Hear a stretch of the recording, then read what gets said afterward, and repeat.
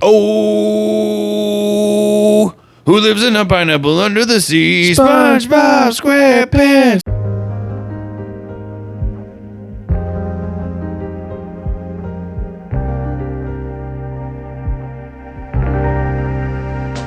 What's going on, everybody? Welcome to Harambe's Bauble, a Magic the Gathering podcast. This is episode 29. We're feeling fine. I'm Will here with DC. 29? 29? Any New Girl fans out there? Underrated show. I could do this all day. Underrated show. So good. It's so fun. Who's that girl? It's Jess. My wife, one of her favorite shows ever as well. She rewatches it all the time. Oh, classic. Yeah, it's so good. Classic. So good. You can watch it on Netflix right now, I think. I don't know. I own it. Oh, you own it? I do. I'm big into the NG. In the NG. As well. Nice, man. Yeah. That's awesome. You know, got that little digital library in case, well, I guess if a solar flare fries everything, it's all going to be... Yeah. Anyway, Tangent City. So, Lunchtime Magic, Part 3, first time with Will. Yeah, you finally showed up. Finally showed up. Yeah, it was, we only got one game in. It went like 12 turns. There was 3 board wipes.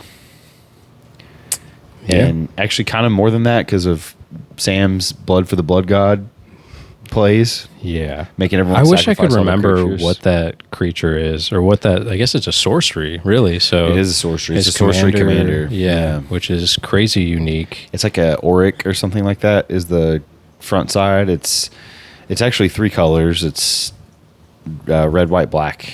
Okay. Which is Mardu, I believe. Yeah, Mardu. Yeah, I mean... Doesn't even play the front side. No, he never plays it. Yeah. He literally only I think plays he has it in a slab to where you can't see what the front is. because he it's just the literally back. only plays the back side, Yeah. which is the sorcery side. So maybe the only commander that's a sorcery as well with a backside sorcery. I could be wrong about that. Definitely the only one I've ever seen. Definitely the only one I've seen. Yeah. Fun, definitely fun. Well, not fun for everyone else, but it's a neat idea that he is For implemented. sure. Yeah. And it was cool seeing Dan's like renovated Cloud into now Captain America. Yeah, he's definitely putting in some work on that. I know he's got a lot more work he wants to do. It was his first time playing it, and he was telling me last week he's trying to decide exactly like how much blue he actually want to play in it because really those colors are kind of weird for equipment. Really, red and white are really good for equipment typically, and blue is kind of just whatever. So he's like trying to balance like, well, do I run counter spells? Do I run just like draw spells with blue? Like, how do I balance this? And I'm actually going to come up against the same problem because I plan on making my own version of the deck. Are you? Nice. But we'll get to that in a minute. Spoilers. Yeah. I think you probably got to definitely do card draw to make up for the lack of having land fetches. Yeah, for sure. Card draw's a must. Counter spells, I usually just, if I'm playing blue, I'm going to run counter spell and maybe like, one of the 1-mana ones like Swan Song or Offer You Can't Refuse or something just to give you a little more utility so you can have a blue open to maybe protect yourself a little bit. Yeah. Speaking of blue, though, you played Wan Shi Tong. I did play some Wan Shi Tong and didn't do my quote-unquote game-ending combo. No. So. Yeah. I feel like you got close to winning. Yeah, in a different way, though. Yeah. It would have been cool. I haven't gotten to play Mathemagics yet since Dan, shout out to Dan for gifting me Mathemagics.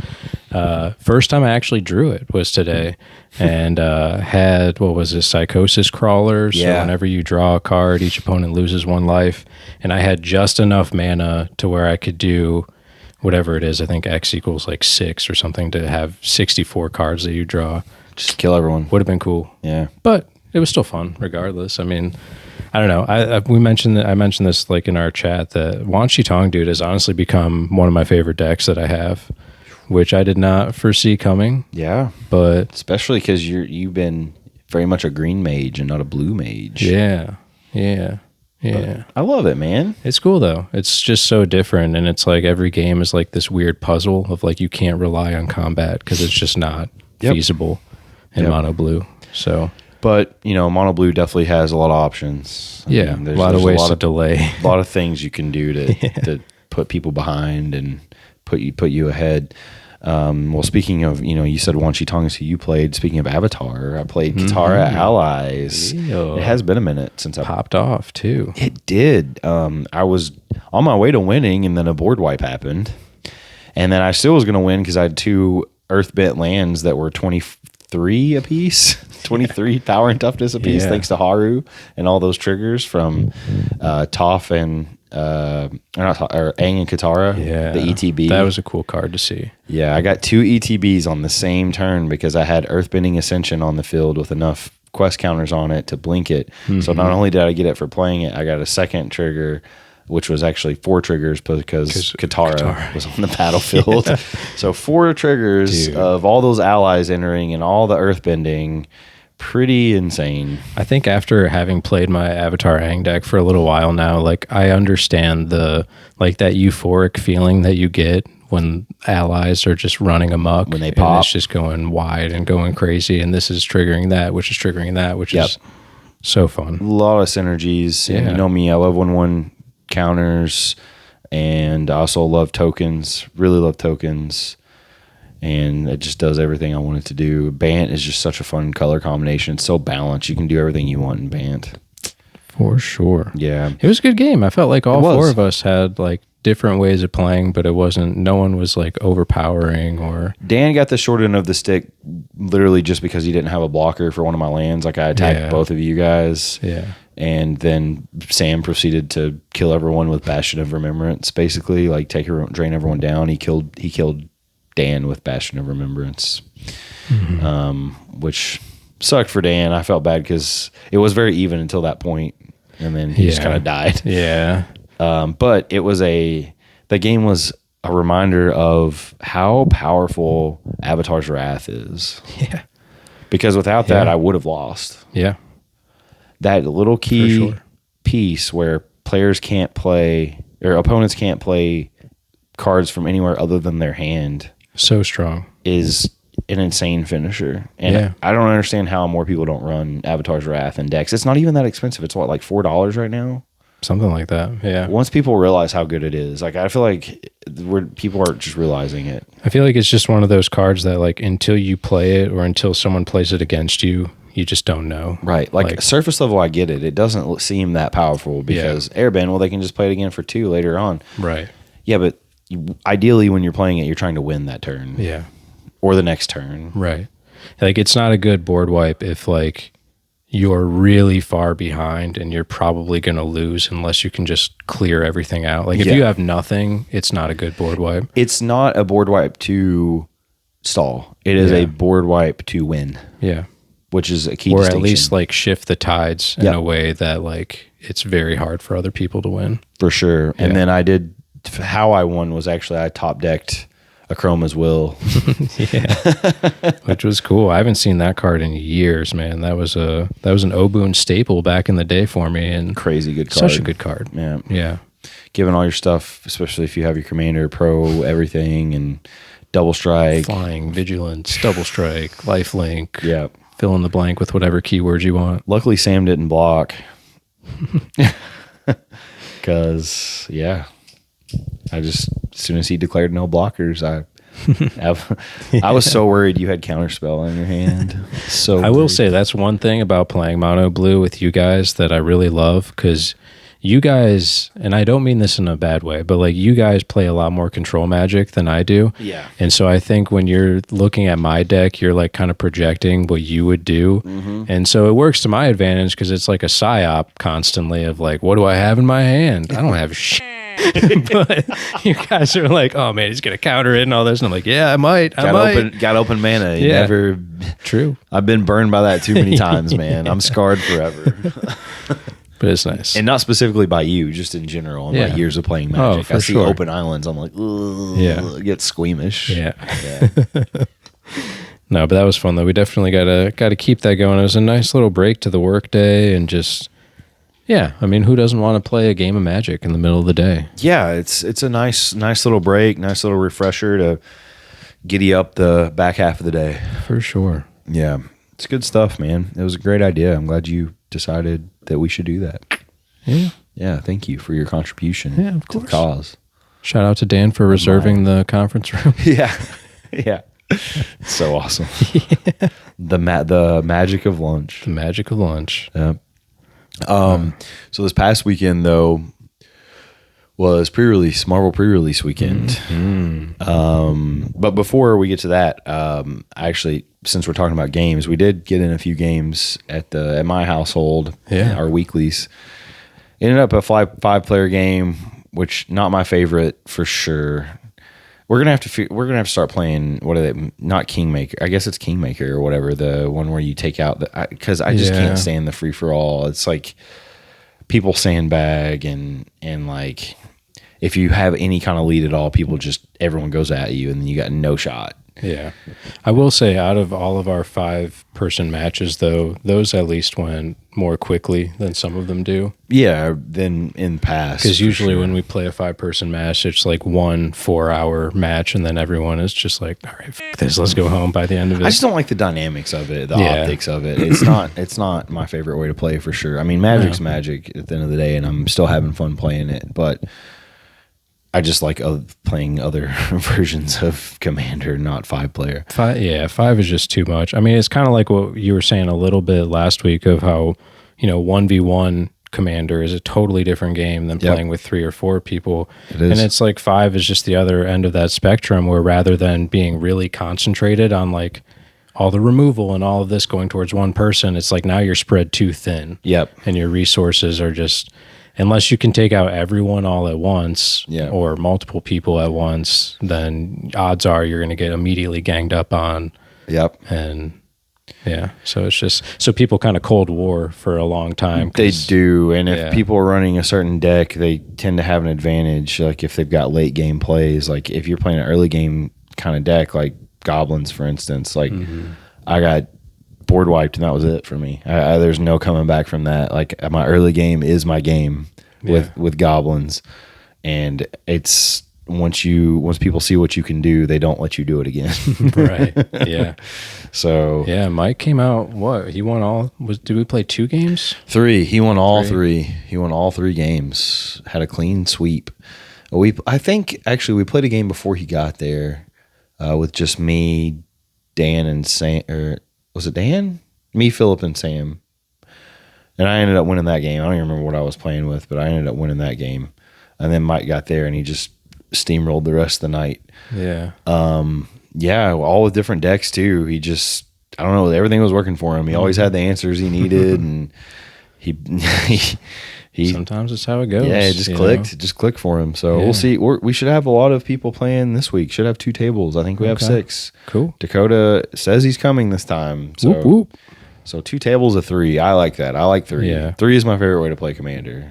I was thinking too of like another potential 5-person instead of like the whatever Kingmaker where we're attacking those 2 people. Yeah. Like we could maybe try like a 2-headed giant, except maybe it's like 2v3 where the 2 people play like, I don't know, like a good bracket 3 or a bracket 4, and the 3 people play like a 2.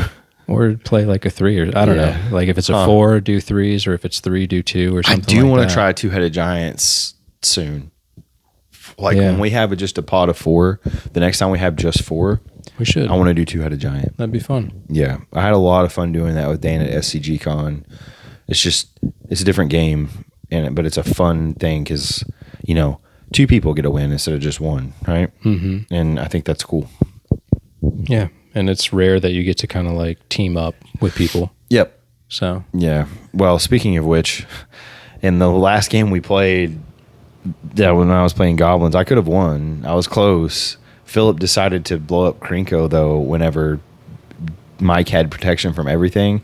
If he hadn't have done that, I would have just paid the 1 to all my stuff entering with the 1 goblin to deal damage equal to the number of goblins that entered this turn to target player. And so start of his turn, just kill him is what I would have done.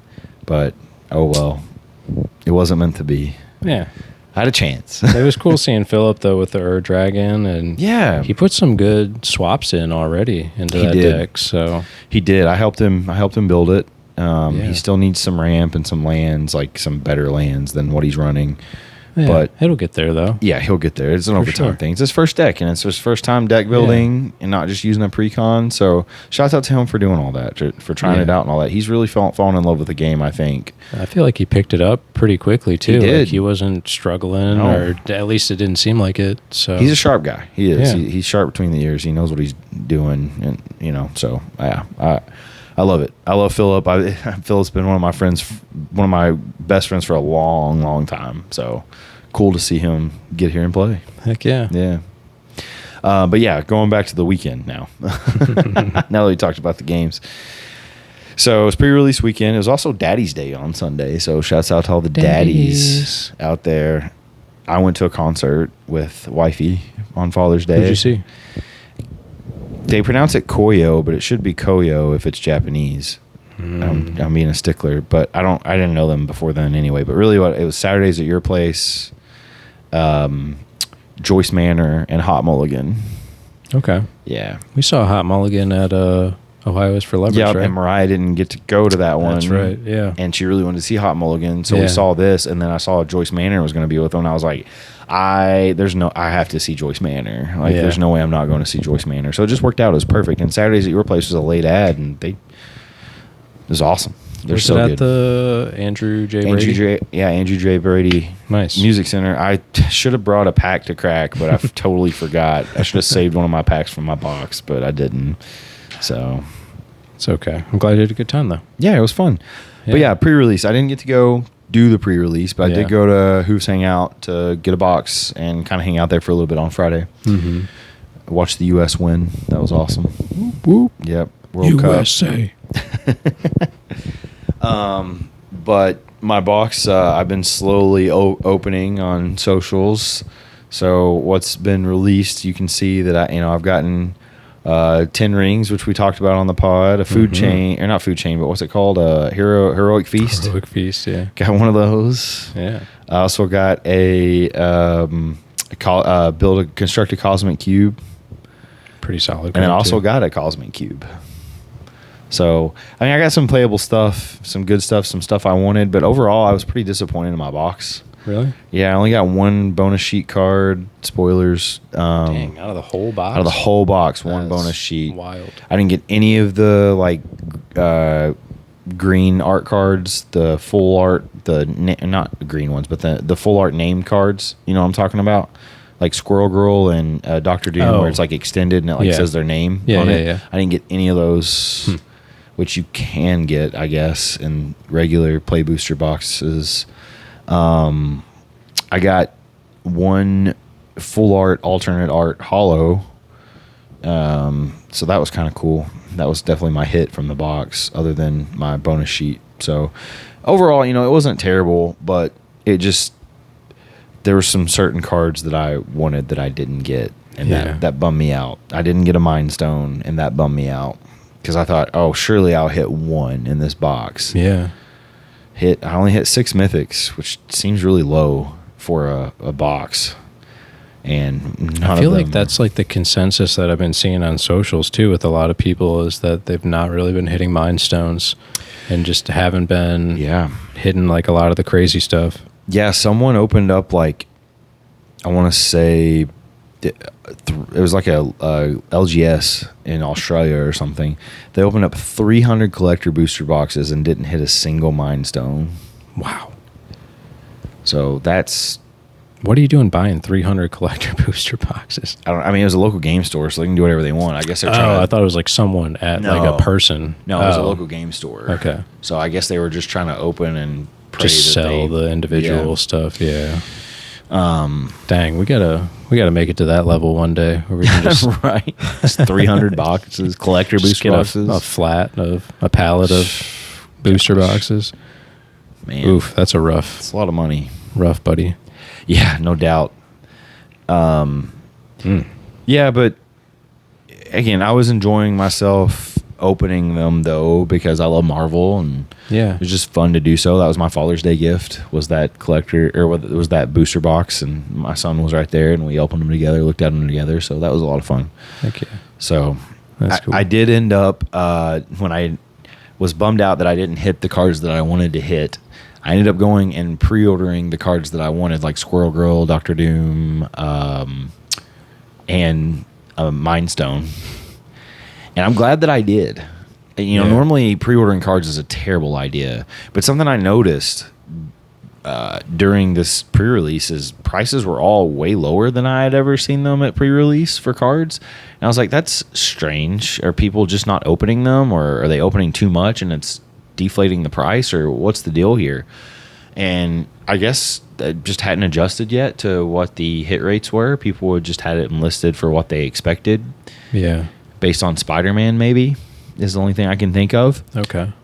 And all the ones I pre-ordered all have shot up in price, like by a lot. Like I pre-ordered a Mind Stone for like $45. That's crazy. And it's already up like 70 basically. Yeah. And it's only going to go up from there. For sure. Yeah. So that's a good deal. Yeah. I'm hoping it doesn't get canceled. I'm going to get mad. The shop is just like, oh, sorry. We didn't know you ordered that. Yeah. Do you want to buy it again for 120? Or they send me Mind Stone instead of the Mind Stone. Yeah. I would crash wild. my car. That would be wild. To a burning building. I was kind of bummed. I was hoping to go pick up something like a pre-release kit last weekend or something, and went over to Monster Games in Alexandria. Apparently, I'm just out of touch, like, 'cause I never go over there. Like, I'm just you're out of touch. Yeah. We're out of time. Out of my hand. Yeah. So anyway, I drove over there to Alexandria. Yeah. And turns out that the stickers on the building that say that they're open at 9 a.m. on weekdays is no longer a thing. It's 3, right? Yeah, now 3 to 9. Crazy. Yeah, I guess people play after work or whatever, so that's probably why they're doing it. But anyway, so that was like that's pretty far from where we're at, and I didn't want to drive over to another shop, so I was just like, well, not meant to be. Yeah. So I just came back and ordered a few of the singles that I definitely wanted. Got my 10 rings. Got what else did I get? Something. Pet Avengers. Of course. Yeah. I opened up a few of those. I thought of you every time. And I opened up a hollow one and I immediately put it in Spider-Ham. Yeah. Which, by the way, I played with Ronan on Father's Day. Oh, did you? Yeah, with my new Spider-Ham bracket 1. Mm-hmm. And he, of course, destroyed me. But although game 2, I did squeak out a win. And it was literally just because he got land screwed. He couldn't hit lands. And I just... I can literally pretty much only play creatures in that deck, so I just kept playing a creature each turn, and it just overwhelmed him. Eventually, yeah. Was he doing allies, or what was he playing? His Sokka deck, his mono white. It's like I didn't know you. Yeah. Did you make him one? Yeah, I did. I made him one. Okay, I didn't know that. Yeah, for his birthday, I made him mono white. It's the Sokka Jumpstart one, the commander that he's like the sword commander or whatever. And equip costs 1 less to cost for each ally you control, and at the beginning of your combat step, I think you can attach equipment to Sokka. Swordmaster? Yeah. Okay. Nice. So, it's kind of a hybrid white allies / equipment deck. It's 2 different ways to win, essentially. Yeah. And it's just, he was really interested in Ishin and kept wanting to play Ishin. I was like, no, like, it's too complex. But I was like, well, if that's what you really want to do, here's a deck that introduces you all to equipment and how it works. That's awesome. So he's having a lot of fun with it. Of course, he's cool. Bragging every time he wins. Yeah. And so that second game, I smacked him. And he's like, I just had to show him who's boss for a second. Remember who you are, kid. Yeah. Yeah, but he's having a blast doing it. He's learning a lot. He's definitely learning a lot. He's a bright kid, man. He really is. Not like his dad, but... Yeah, I don't know where he gets it from. Definitely not me. Nah, but he really is. He's smart. Yeah. I mean, he's been doing multiplication since last year, which I don't even think I even knew what multiplication was until 3rd grade. So, not really. I mean, I knew basic stuff, but yeah, I know what you're saying, though. He's doing he's ahead of the curve. He's well ahead of the curve. Oh, that's awesome. Yeah. I love him. I love him too, man. He's a good kid. He is a good kid. He's a good kid. So you got some decks on the horizon, I hear, huh? I can't stop. I can't stop. My mind is a prison of deck building. That's the only thing I can do and think about. Like, I don't even. I have too many. I have decks I haven't even played in months, and I'm like, don't care. Got to build more. Have to. So what do you got on the horizon? So part of my pre-orders were I pre-ordered Squirrel Girl, which already came in. Surprisingly, they're not really supposed to ship those out until launch weekend, but I got mine already. So I got the alternate art, and I got it for like $15. It's already shot up to like 36, which is just stupid. That's crazy. Yeah. Again, I no, do not pre-order cards. This is not an avocation for that. I am just saying that I feel like I saw an opportunity to pre-order for prices that I did not think would stick. And turns out I was right. And yes, I know they will come back down, but they will not come down to where I ordered them. No.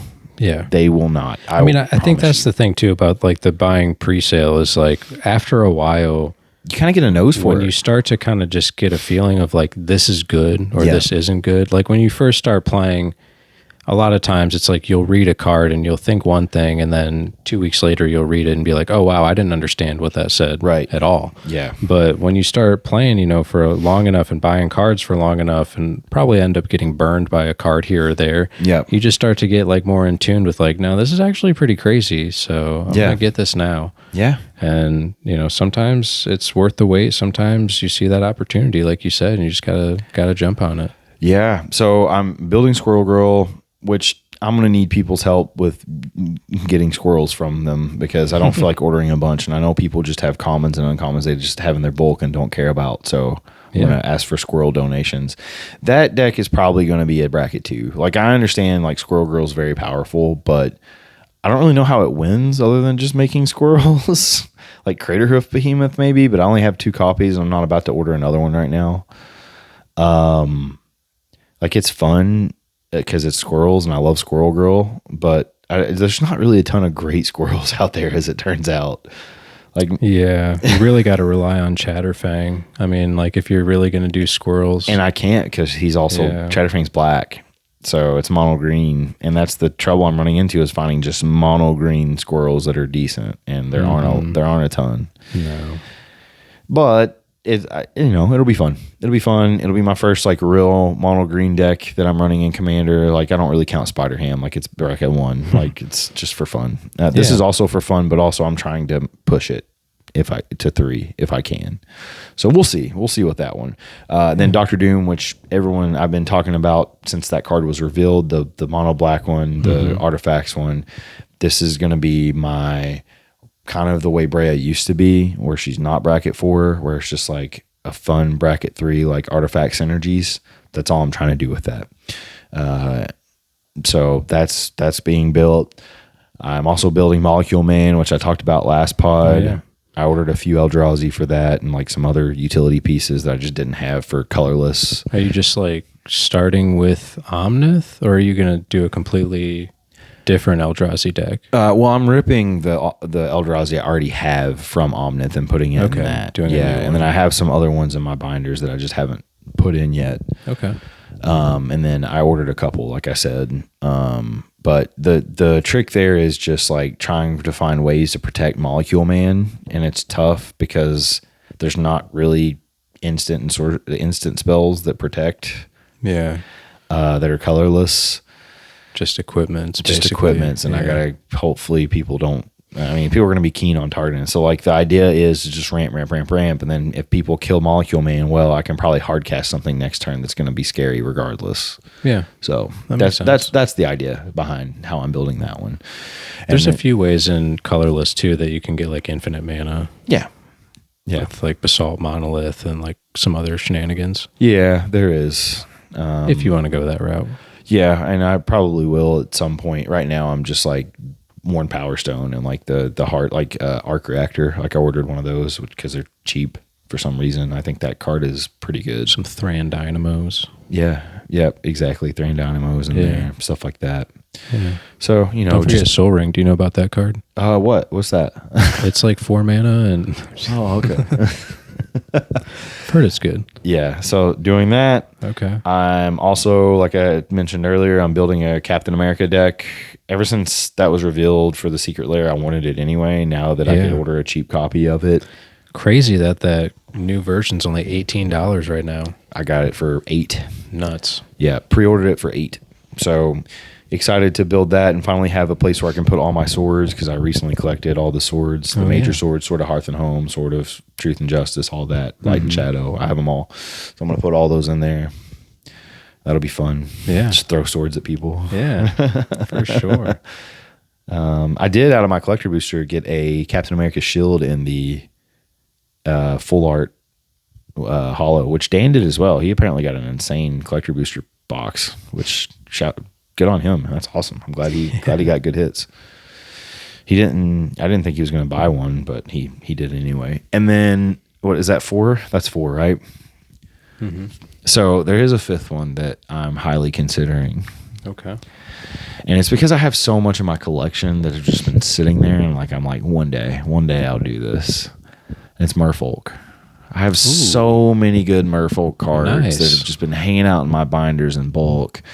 And really what inspired me is Namor.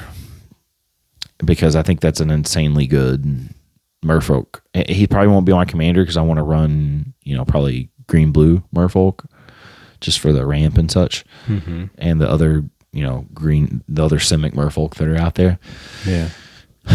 But I might just do mono blue Merfolk, and that'll be my mono blue deck. That'd be pretty cool. Yeah, with the Submariner. Yeah. Yeah. Namor, baby. Nice. And a Tuma. That's an uncommon, but that's such a good Merfolk card. Did you see a Tuma? It's not a Tuma. No. A Tuma is good. It's like other Merfolk get +1/+1, and then some other shenanigans. It's just a great card. Okay. I'll throw it up there. And it's uncommon. Wow. So yeah, that's the 5th one I'm working on. Decks probably. on decks. I can't just build one deck at a time. You know me. I have to build multiple at the same time so that I just make myself go insane slowly. Dang, that is a cool card, Atuma. Yeah, isn't it? Mm-hmm. What's the other ability? I forget. Whenever one or more Merfolk you control attack a player, draw a card. Yeah. Attack a player. Yeah. You draw 3 per turn, potentially. Mm-hmm. Pretty crazy. Mm-hmm. Yeah, Merfolk is pretty cool. That's another one of those just really well-established tribes too, where, you might have to spend a little bit of money when you start getting to some of the classics. Classic. Yeah, I'm probably not going that extreme with it. This is more of I want to use my cards that I already have thing. That's fair. Yeah. Yeah. And I guess technically 6 decks because I'll be getting Dr. Doom this Monday, supposedly. Oh, the pre-con? Yeah, Doom Prevails. Nice. But that I'm just soft modifying. It's mostly going to be an out-of-the-box commander deck, so I'm not going to do too much there. But it'll be another one I'll have fun playing with. So six new decks incoming. Crazy. I can't stop. Yeah, I'm not building anything until Smaug. Yeah. So that's a whole other can of worms. I got to build something from The Hobbit whenever that comes out, depending. So. I can't wait, dude. I can't either. Wait. I have so many points built up at Hooves. I'm just gonna use them all in Hobbit. Yeah. We definitely need to celebrate when that gets dropped with both of us getting our own play booster box and turn The Hobbit on in the background, the movie. Oh, dude, yes. Yeah. Just extended versions all night. Yes. And we should play. Oh, we gotta draft it too. We gotta get our draft going on with the. That'd be fun. Yeah. I definitely want a box just for me. Oh, yeah. But then... No. I'm saying in addition. Yeah. To, yes. Yeah. Oh, I'm doing all the Hobbit things. Oh, yeah. I'm praying it's not a bad set. It seems so far like it's a great set, but that's we've only scratched the surface of what it could be. That's true. So we'll see. But, I don't know. I'm feeling optimistic. Me too. Yeah. Especially because it'll be in standard now, and that, they missed that with the first Lotor set. It was only modern stuff. So, and honestly, I feel like the only real, and it wasn't even that bad, but the only if you wanted to say bad, I feel like that we've seen in recent years was Spider-Man, but just because it was originally planned to just be a commander set that they just tried to stretch into something full. But like we haven't seen anything like that since. Knock on wood. Hopefully that stays true. But and that set's, as I've talked about a ton, and I will defend that set till I die. it's not that bad. It's actually a good set. It just is. It's just a small set. So like the highs are very high, and then the rest is just kind of mid. But like when you look at bigger sets, the highs are high and the rest are mid. It's just a smaller dose of that. Yeah. And if you like Spider-Man, it was a great set. There's a reason I'm master setting it. For sure. Which I'm basically done. Like I said, outside of like the 3 or 4 really expensive cards, I've got it, dude. It's all done. It's crazy. Proud of you. I'll be there one day with Avatar, and then we can compare binders. Ooh. You know what I'm saying? Yeah. One day I'll make a video on it, but yeah, it's just kind of awkward right now because there's blank spots where I have stuff in decks, and I'm like, do I just proxy and put the real ones in here and just put the proxies in my decks just to have that in the binders? But maybe just I'll order more one day because they're cheap. So yeah, or just like put them in for the video and then just put them back in your deck. Could do that. Yeah, could do that. That's fair. That's very fair. Yeah, I'll probably do that. Yeah. Because I don't know. I feel like you got to play with the real thing. Yeah. You know me. I don't proxy. Yeah. I've never proxied. And the day that Dustin Caudle proxies Spider-Man cards, that's going to be a cold day in hell. I'm gonna be honest. The day I proxy any cards, probably be a cold day in hell. You know, I've been pretty vehemently against proxies. Like for myself, I don't care if other people use it. I collect. Yeah. Like that is part of the reason I love this game, this hobby, is because of the collectability of it. Yeah. So it's just a personal thing. I get it. Yeah. I think the only proxies that I really have are like the OG dual lands and Omnith, because I'm not spending that money. No. And the One Ring in Toph, because I don't want to spend that money right now. I would love to get a One Ring one day. Yeah, I still don't have one either. I mean, like the whatever scene one, which I don't know, some people might like the art. I think it's trash. That one's $100 right now. Really? Yeah. The base one is like almost 120. Huh. It's nuts. Like that's just a lot of money for one card. Especially a one card that, if you think back, like the summer of 25, it was $60. Yep. And it's just, I mean, I get it. It's insane. It's one of the best cards ever printed. Yeah, especially draw spells. It's insane. Yep. But yeah, it's legitimately just one of the best cards ever printed in Magic. Like it's on the Mount Rushmore. It just is. For sure. Because it can go in any deck. Yeah. And it should go in every deck if you can do it. And it does really good in any deck. Yeah, like it's never a bad idea to play it. Never. Well, maybe in our Hobbit purchases we'll get lucky. Either that or we'll get lucky and the price will drop a little bit because there's new printings of it. The market gets flooded a little. So I'm hoping, That AI art or whatever, maybe I'll buy it. That's fine. Yeah, I don't care. Yeah, I'll buy it too. It still plays the same. For sure. Yeah. Well, we've rambled a lot, man. That's what we do, though. That's why we have a podcast. Lord, I was born a rambling man. Oh, so we'd be remiss if we didn't talk about how we just dodged a tornado last Wednesday. Yeah. Crazy. Like, are we going to have that happen randomly tonight, too? Because there's storms coming in tomorrow. Because that was, like, right when you left, right? That the warning or watch got issued. We had a watch and then straight up a warning, and then one touchdown just the city over. Literally 5 miles away from us. Yeah. Tore up some signs and stuff. Woke up at like 12:30 to my phone freaking out, like wah, wah, wah, all the like alarms going off. Yeah, because I called you whenever I found out about it, because I was like, dude, like I just happened to be awake and I knew you'd probably gone to sleep. And yeah, tornado sirens went off like pretty much from 12:30 to 1:30. Scary for nonstop. A minute. Yeah, scary for a minute. We had to get the kids out of bed and take them down in the basement. And Parker was our baby. She was so freaking confused. She had no idea what was going on. She was like, "Why am I awake?" Well, she wasn't fussing. She was just like the look of shock on her face. Yeah, this is not for normal. An hour. Yeah, I felt bad for her, you know. But basically, what Gilly did to me when I woke her up, she was just like, "Dude, it's fine. We'll be cool." Yeah, don't worry about it. Turns out we were. It didn't actually get close to us. Like, well, close to us specifically. Like you said, it was like 5 miles away. But yeah, it broke up and reformed elsewhere and not here. I think we're kind of shielded here. like with how healy it is and like where we are specifically. Yeah. I think it kind of helps shield from the tornadoes a little bit. Like it probably still could happen, don't get me wrong, but it just makes it harder with the hills. Yeah. It does seem like we kind of get lucky pretty frequently. We get different weather here than everywhere else surrounding. Oh yeah.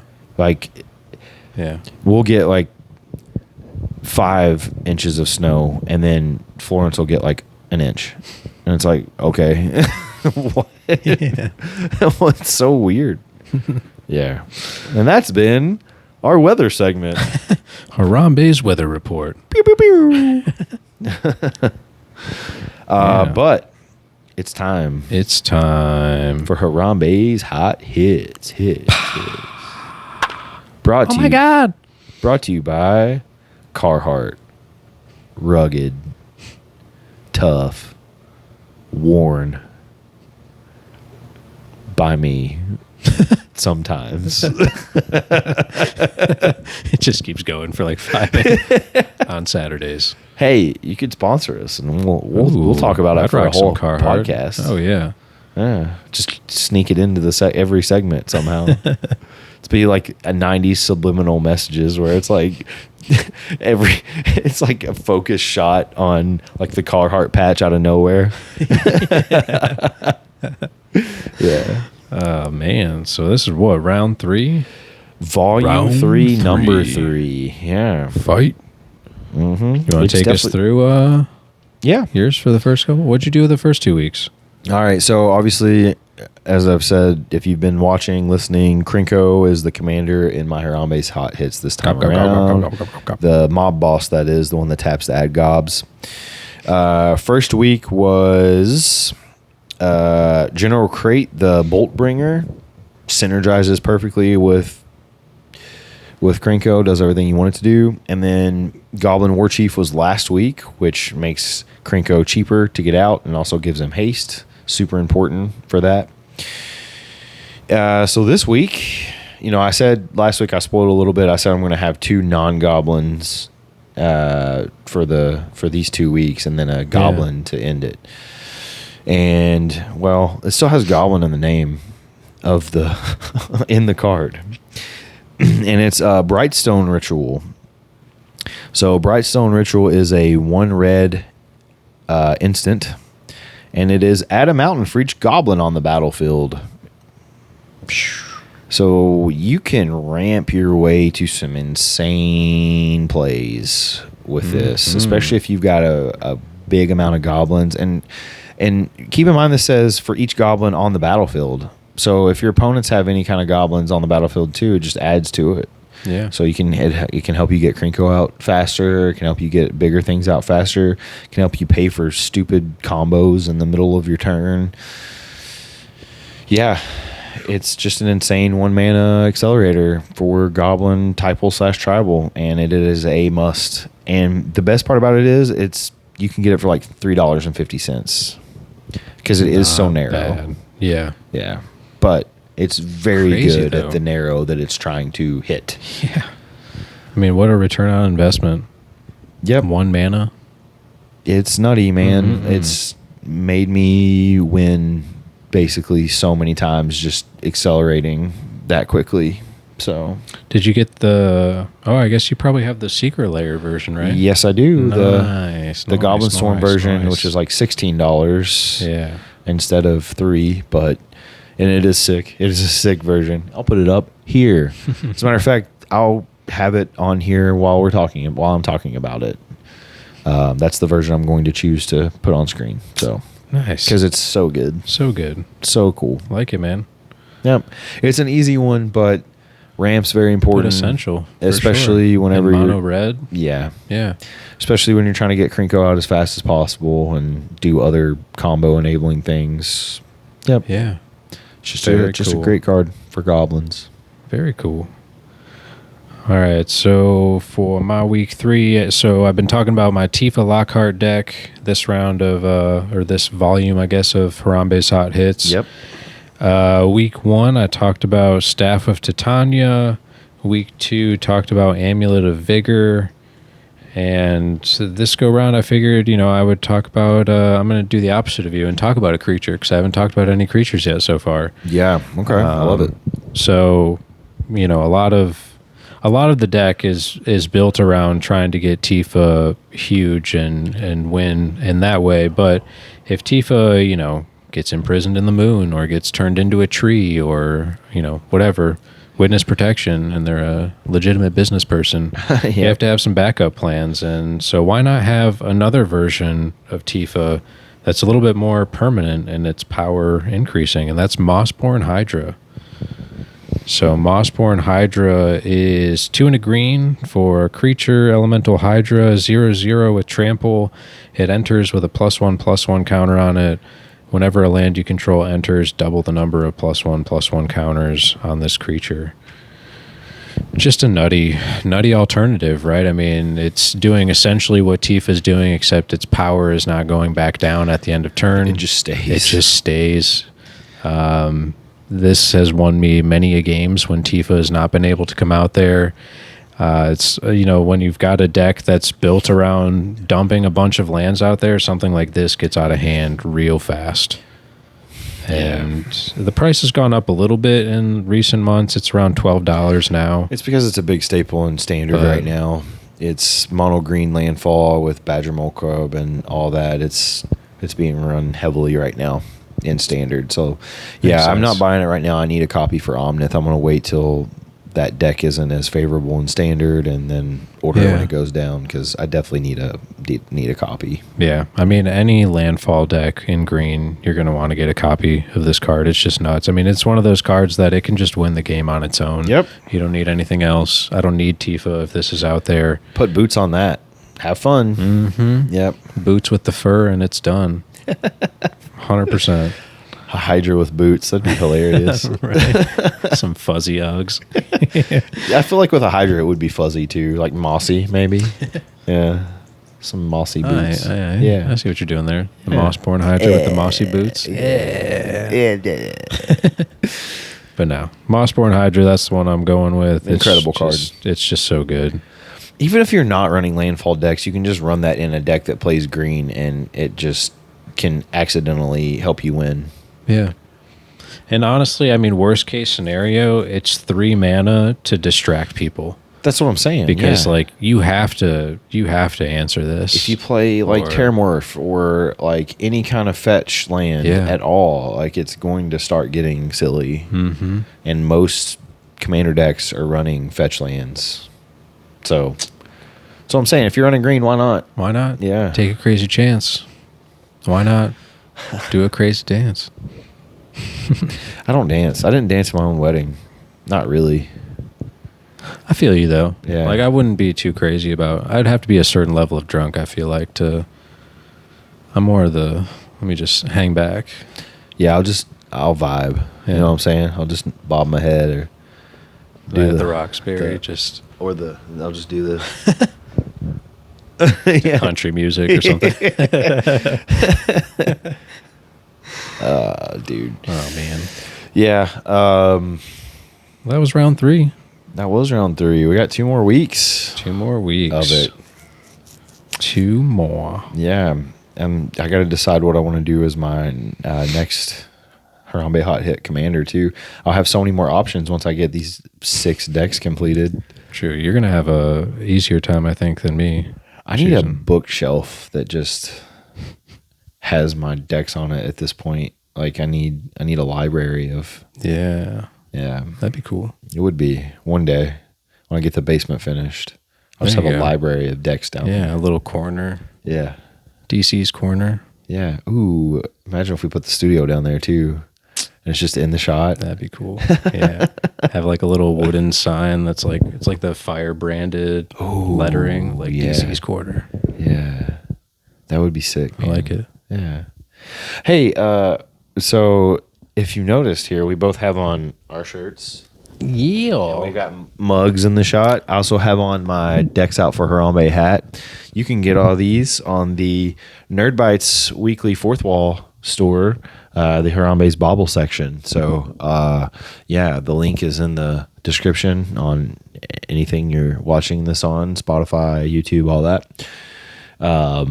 Yeah, we've got some fun merch, and I'm planning to make more soon once I have a little time, which is hard to come by these days. Once baseball season's over for my son, I'll have a little more time to do stuff like that. So being a coach, kind of takes priority. We'll get those Harambe boxers. It says Dex out right on the crotch. That would be sick. I wish we could do that. I don't think there's boxers in there. I could be wrong, but I don't think there is. And honestly, the pricing, I'm not trying to do a sales pitch here. It's not bad, dude. I mean, because we're not trying to milk money out of this at all. I mean, I've said this before. It's cheapest that you can put it. Cheapest it'll literally let me make it. Yeah. So yeah, we just love what we're doing. And if you want to rock some Harambe flavored merch, people probably will mistake this for saying the original thing out for Harambe. But that's kind of part of the fun too. Yeah. So good conversation starter. Next thing you know, you're getting them into Magic. Now you've got another person at the pod. Yeah. It's just a domino effect. Dominoes. Speaking of fast food places, I have a story. It's story time. Okay. Story for you.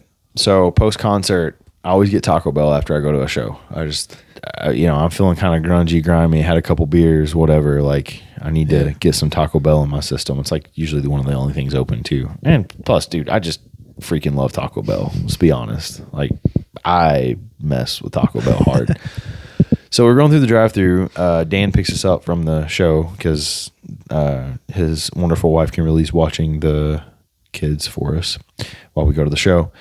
And so we go through Taco Bell drive-thru, and I get done with my order, and he goes, "Hey, do you want any sauce or anything?" The guy at the drive-thru did, and I was like, "Yeah, I'd love some fire sauce. As a matter of fact, as much fire sauce as you're allowed to give me." And he goes, "Bro, I'm the manager. I can give you however much you want, or however much I want." Yeah, he says, "Bro, I'm the manager. I can give you however much I want." And so we go around through, and he's like, "You're not gonna believe how much sauce I just gave you." And he hands a bag, and I thought it was the food. It's literally an entire bag full of Taco Bell fire sauce. Wow. Like filled nearly to the top. That's insane. So I have this huge tub of Taco Bell fire sauce in my refrigerator right now. Just individual packets. So I'll have to show you when you come over tomorrow. Oh, for sure. Dude, Was this the Independence one? This was actually the one in Fort Wright. Okay. It was on the way home from downtown Cincy. So yeah, I was like, that's awesome. I love this guy's energy. It turns out he's even cooler than I thought. So he's like, "Yeah, I'm the manager. I can give you as much as I want." Damn. Shout out to the Taco Bell in Fort Wright. Shouts out, That's man. crazy. Yeah, so I got a near lifetime supply of sauced up, daddy. I'm sauced up. Sauce it up. All right, dude. I love Taco Bell. If I had to eat at one fast food restaurant for the rest of my life, I would use Taco Bell in a heartbeat. That's the one I would choose. If you could be an item on the Taco Bell menu, what would you be? Retired or current? Both. Retired would be the volcano burritos. The 5-layer beefy 5-layer burrito or whatever. Yeah. Current. It's hard to beat a Crunchwrap Supreme, man. It's tough to beat it. Yeah. It is. I don't know what witchcraft they do to those Crunchwrap Supremes, but I don't know, but them and Costco got some stuff figured out. Let me tell you, because they've got me by the balls, just a stranglehold on them, because they've got it figured out, dog. Both of those places do. It's good options. Yeah, respect it. What about you? I was thinking Crunchwrap too. Oh, okay. Yeah. What about retired? Is there anything that you used to love that they don't have anymore? Because I also used to love the zesty chicken bowls. Do you remember those? No. Bro. So growing up, that's like all I'd get is zesty chicken bowls and like 6 tacos or something. Do they still do the cinnamon twists? Yeah, they still have them. That'd probably be my number 2. I'd be a cinnamon twist. Yeah, those are solid for sure. Yeah. Yeah. Good drunk snack. For sure. Yeah. For sure. Yeah. Well, that's been that was Harambe's story time. Harambe story time. Hey, we've had 2 weeks of Harambe story time from me. Yeah. You need a good story next time. My life is so boring. New segment. Harambe story time. If you wanted to listen to magic, well, shut the f up because we're not talking about it. Not in this segment. Not in this segment. Those other segments, that's for the magic. This segment, this is for us and no one else. Well, on that note. Yeah. Games tomorrow. Can't wait. It'll be fun. It'll be fun. I don't know what I'm playing. I'm going to leave it up to the wheel of destiny. Okay. So we'll see. I'm only going to run Wanshi Tong every game.